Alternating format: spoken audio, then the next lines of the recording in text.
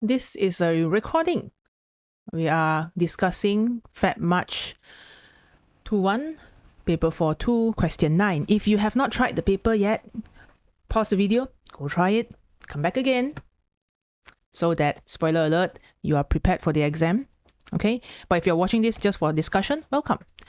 9a, define magnetic flux linkage. So in this variant, there are two magnetic field questions. This is the second one. About when I see linkage, I expect to see e.m.f. All right. So magnetic flux linkage is N flux, which is NBA. Means can write equation. This one can. Okay. So we can call this the product of the number of turns. Of course, you can write the whole equation and then define each term, but I'll just write in a sentence. Okay. The product of number of turns of a coil and the magnetic magnetic flux density through the perpendicular plane of the coil and the cross-sectional area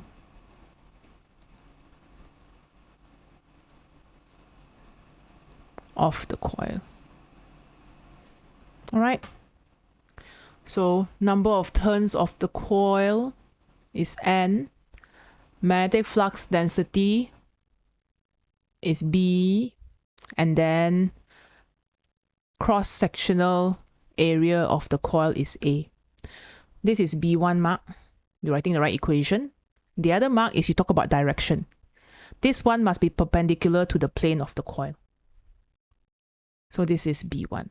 So in other words, if let's say I have a coil, let me draw a coil for you. So if let's say this is my coil, ding, ding, ding, bloop. Okay. When we look at the magnetic field, let's say this is your magnetic field going in. This one must be 90 degrees to the plane. I'm going to shade the plane now. This is the plane. If it's not 90 degrees, what do we do? Means resolve and take the component that is 90 degrees. Okay? More inside the recording. But it's NBA lah. A is the area. This is A. And this is N. Okay, next.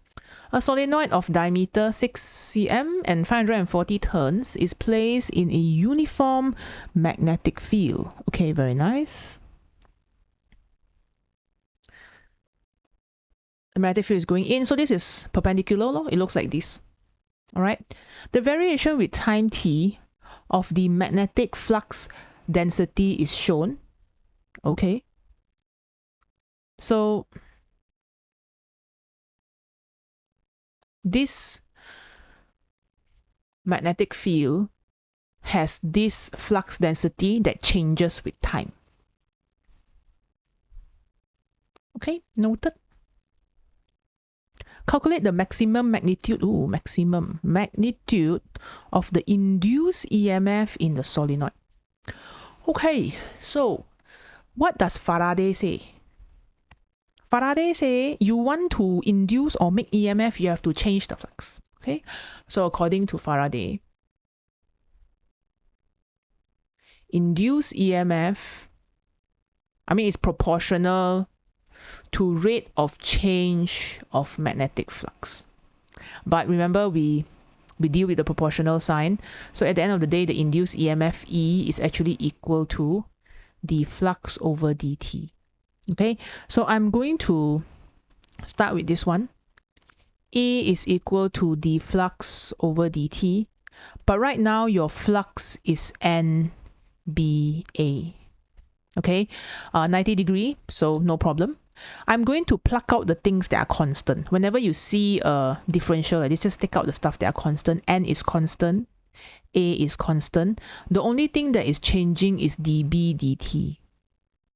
Okay, so we want for maximum EMF.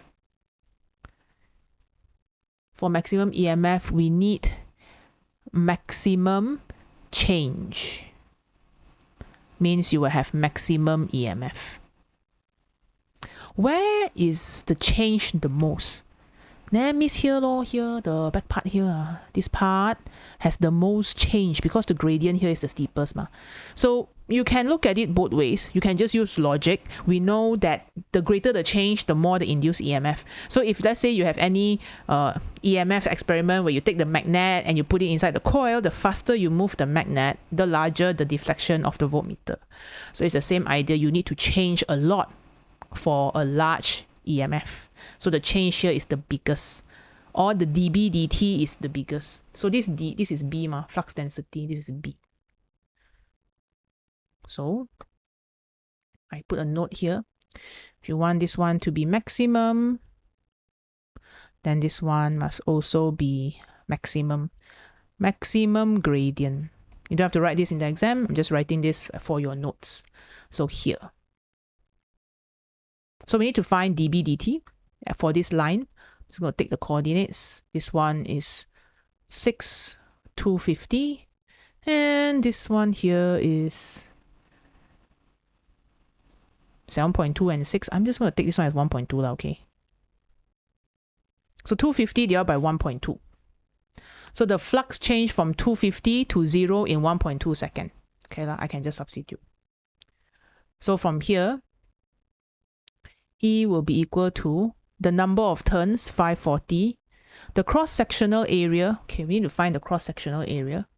A is equal to pi d square over 4. We have d square, right? Diameter is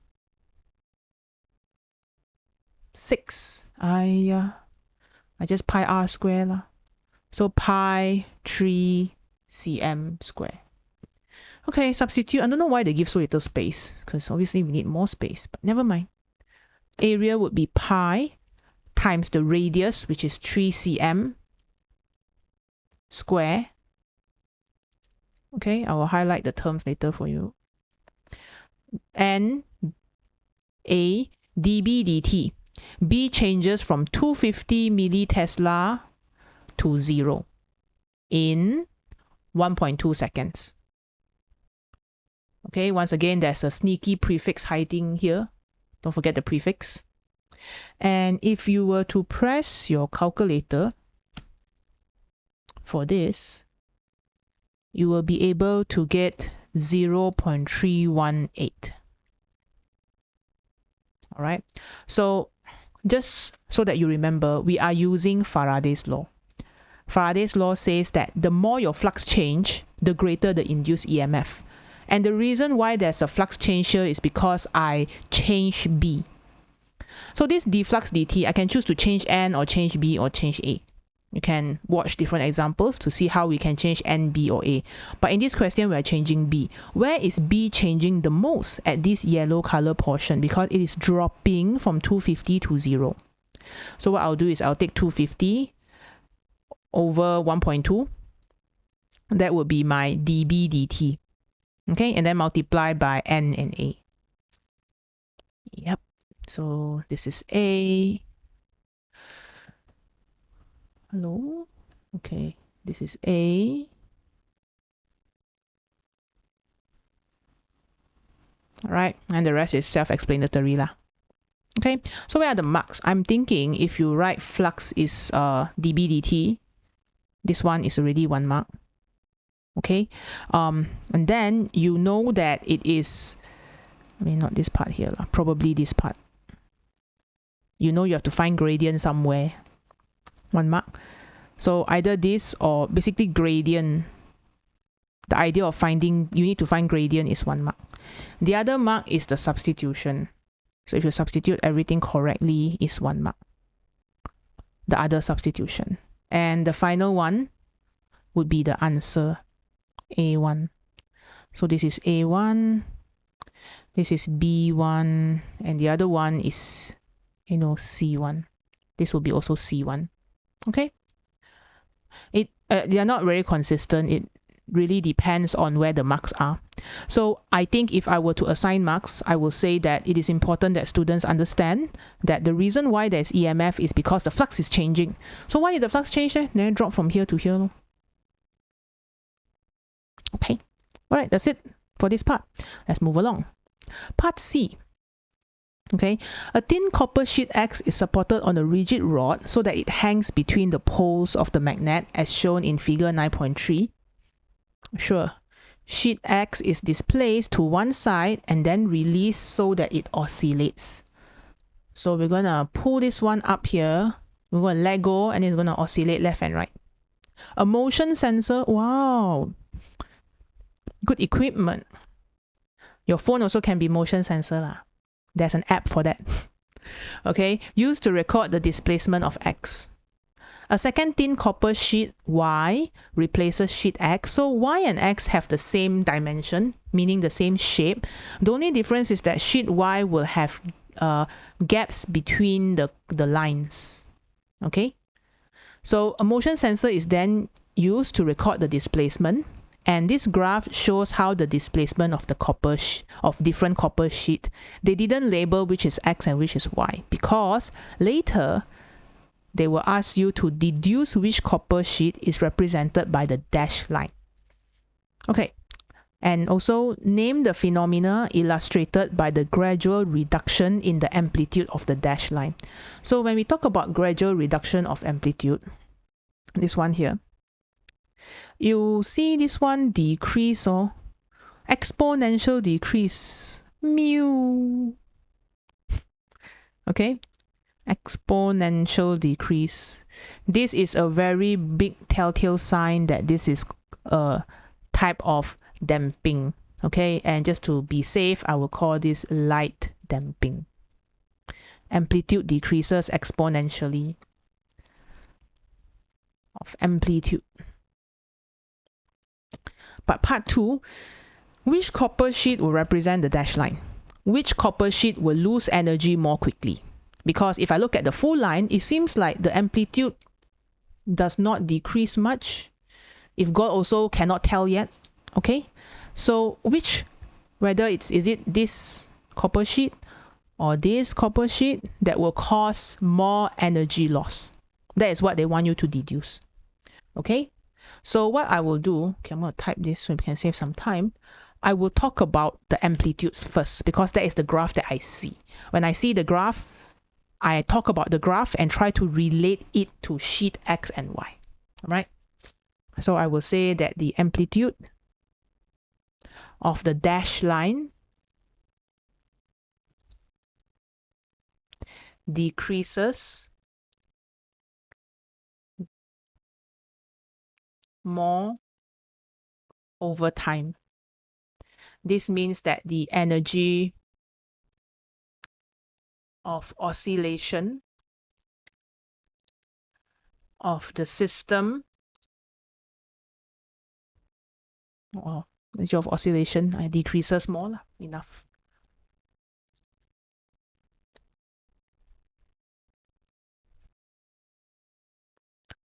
Which sheet will have more oscillation? Let's talk about what happens when the sheet oscillates. As the sheet oscillates between the poles of the magnet, what happens? There is a change in its magnetic flux. A current, this current is known as eddy current, is induced on the surface of the copper sheet. What affects this current? It depends on the surface, right? If let's say you have a large surface, I can build up current, big current I can build. Okay, Why do we get this swirly eddy current? Already recorded and explained. Go and watch that recording. Here you see no space, means I can build some eddy current, but you see the electron cannot jump across this air gap. The gap in between electron cannot jump across. So you build up eddy current also is small. So this is small current. This is large tornado. No lah, large current. Just like you will never see a tornado being built in the middle of a city because there are too many buildings. Normally they are in open farmland, open lands, okay? Alright, so because of this, I will say that the eddy current or the current in sheet Y is greater than X because the surface area of X is larger and sheet X is greater than Y. X is the one with no cuts. Larger and uncut footage. Okay. Electrons are unable to cross the insulating gaps between the strips, the metal strips.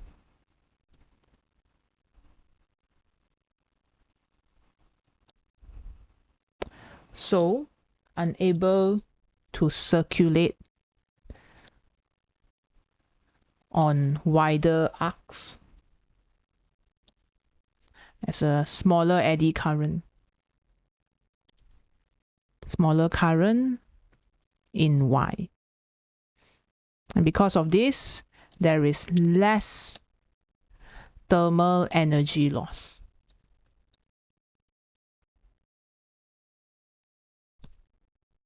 So if Y have less thermal energy loss because the current in Y is less, this means that the energy loss in X is greater than Y. Sheet X is represented by the dashed line.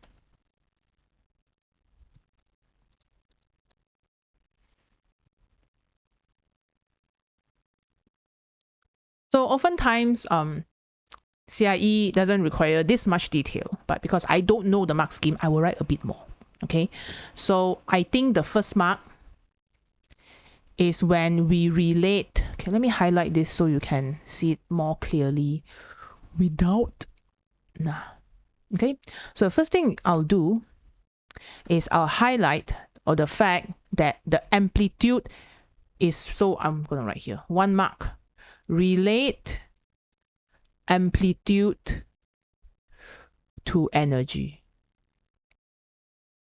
Okay, and compare. So most of the time, you relate amplitude to energy is good enough to get the mark, but I rather just compare directly lah.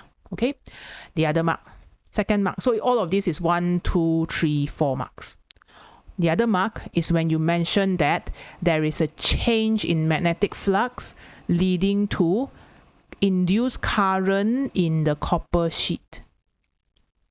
If you want, you can say that this is Faraday's law.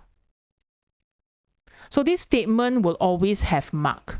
My suggestion is, if you know that it is an induction question, just write something happened causing a change in flux inducing current in wherever location. You probably will get mark. All right. The next mark is when you mention the current in X is greater than the current in Y. Do you need to explain? I don't know. And because I don't know, I explain. Okay, so the current in sheet X is greater than Y. I don't know whether this is enough, so I explain. Surface area of X is larger. And why is surface area important? Because if the surface area is small, the electron cannot jump through the gaps between the strip. So cannot circulate in wider arc. So there's less current. I explain, I don't know. Okay. And the last mark is when you say the energy lost in X is greater than Y, and then you form your conclusion. Dash line is X. Okay, I am not sure whether the explanation is needed, but just to be safe, I would normally include it. Yeah, and you see they put it at the end of the page, right? So you have a lot of blank space down there. You can write stuff. Okay, just make sure you answer the question within the page of the question lah. Don't go to page 7 to answer question 2. That's just weird, right? So deduce means, whenever you see the word deduce, we're a bit rare in your P4, but deduce here means what are the evidence to make a decision? Sheet X or sheet Y? Sheet X or Y. All right. So the evidence that I have is the amplitude that I can see from the graph. Amplitude decrease more, energy decrease more. And why is there a decrease in amplitude? So as sheet oscillates between this one, there's a change in magnetic flux, you have a current. And greater current means more energy loss. Less current means less energy loss. So if there's less energy loss in Y, there's more energy loss in X. So X is the dash line. Okay, can. All right, that's it for question, where are we? 9.